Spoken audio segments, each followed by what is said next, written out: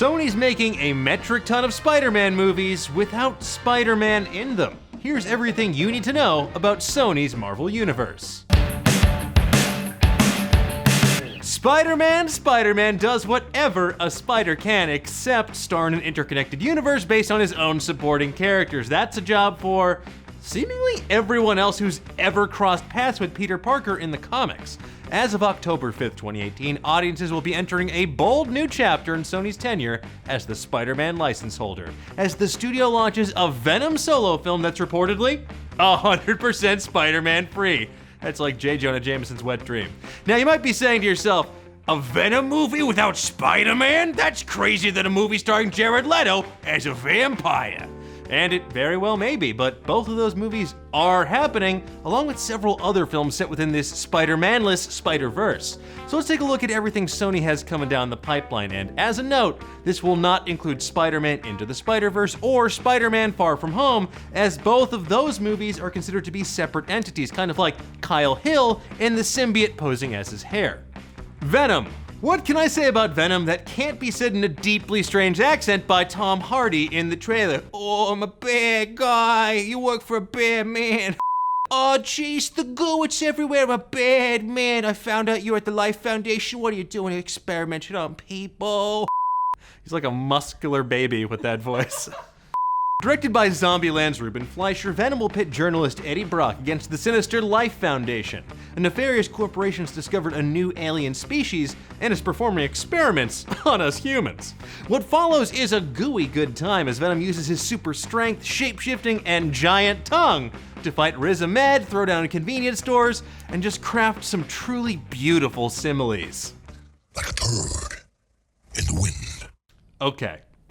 Morbius the Living Vampire. Have you been clamoring for Jared Leto to get yet another starring role in a comic book movie that isn't Suicide Squad or a Joker solo film?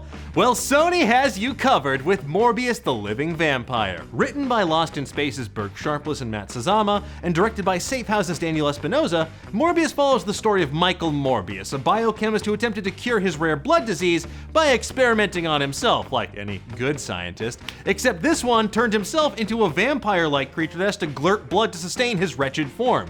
So, in other words, yet another role where Jared Leto will just play an exaggerated version of himself. I'm an idea. He's like 50 years old. Look at him. He's a haunted doll. Black Cat. A Black Cat solo movie, you say? Hardy, you jest. Well, I never jest, and don't call me Felicia, or Tom for that matter. It's Dan, not Dan Cave. That's right, everyone's favorite cat-themed criminal's getting her own solo movie. Black Cat. Black Cat, aka Felicia Hardy, the burglar extraordinaire who sometimes puts aside her thieving ways to team up with Spider-Man and play the hero. She also has had the power to cause bad luck over the years, kind of like a reverse domino. While Black Cat was originally going to make her big screen debut in a two-hander co-starring Silver Sable from director Gina Prince Bythewood, the plans have changed, and now Sony's going ahead with a Black Cat solo film that will likely tell the story of a master thief with a heart of gold who has to put aside her own selfishness to steal something for altruistic purposes for a change. Here's hoping that this won't just be another Catwoman though, because that would be the biggest crime of all. Silver Sable. While it sounds like an apocryphal Subaru model, Silver Sable's actually the alter ego of Silver Sablinova, the daughter of Nazi hunters who grew up to become a mercenary running a paramilitary organization that hunts down war criminals all over the world. While Silver has partnered with Spider-Man over the years to track down supervillains, the idea of a globe-trotting mercenary taking down baddies all over the world sounds like it could be a breath of fresh air that Sony's Marvel Universe needs to stand apart from the many other comic book offerings out there.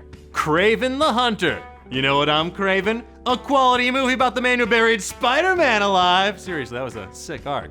That's right, one of Spidey's most fearsome foes is getting his own solo movie without his nemesis. Anyway, born to a Russian aristocratic family that fell from power, Sergei Kravenov became one of the world's most accomplished hunters and trackers. Of course, it helped that Kraven chugged some weird serum that gave him superhuman powers and extended his vitality long beyond that of any mortal man, but he is also extremely handsome at murder hunting. So what would a Kraven movie be about? Well, perhaps we could see Kraven go head-to-head with Venom like he has in the comics before, but my money is on Sony tweaking the formula for Avengers 1959, which featured Kraven as part of a Black Ops team assembled by Nick Fury to hunt down Nazis all over the world. And honestly, the more movies about beating the ever-loving hell out of Nazis, the better. Silk. Who needs Peter Parker when you've got Cindy Moon? First appearing in 2014's Amazing Spider-Man #1, Silk is the superheroic alter ego of Cindy Moon, a Korean-American girl who was bit by the same spider that chomped down on Peter Parker's sweet, sweet hand flesh so many years ago. Unable to control her ability, she was taken to a facility by a man named Ezekiel, who tried to train her to use her powers until she got the attention of someone named Morlun, a villain who seeks out people with animal-based powers to drain them of their life force. While we've seen a version of Cindy Moon in Spider-Man Homecoming, this would explicitly mark the big screen debut of Silk. And more importantly, it's kind of a genius move because it lets Sony have a friendly neighborhood Spider-Person without having access to the OG Spidey, so nice.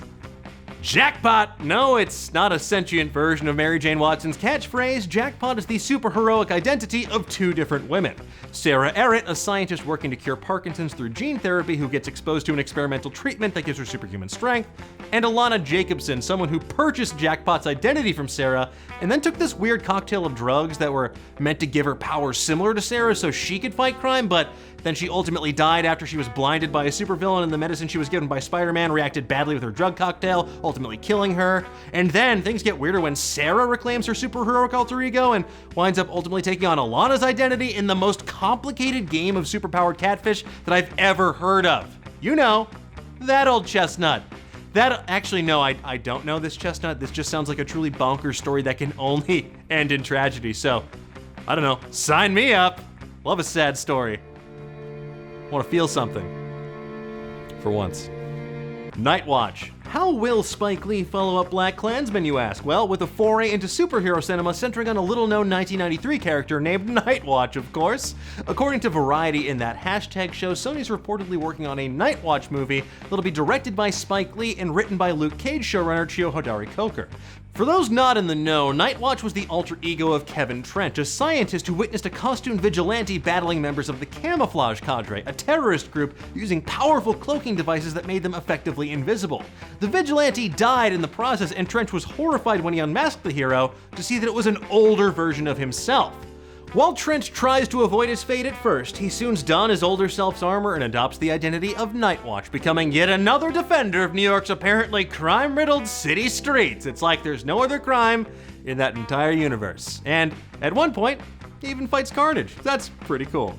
Considering how heavily Venom is leading into the symbiote angle, though, it's possible that Carnage could become maybe the Thanos-type big bad of this universe, forcing our disparate anti-heroes to band together to fight him if they want to save the day. So, if that happens, that could be pretty cool, and maybe, just maybe, that's who Woody Harrelson's playing. Maybe he's a Cletus Cassidy type.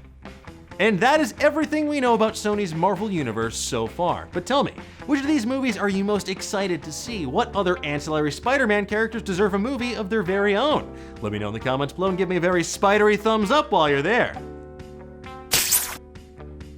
Now make sure you like, subscribe, and hit the notification bell, or else you could miss next week's episode that tells the story of an up-and-coming greeting card writer who falls head over heels in love with a quirky girl at work, only to find out she's infected with a rage virus that turns her and everyone around them into mindless zombies hell-bent on rending the flesh from his bones in 28 Days of Summer. Until next time, keep on digging.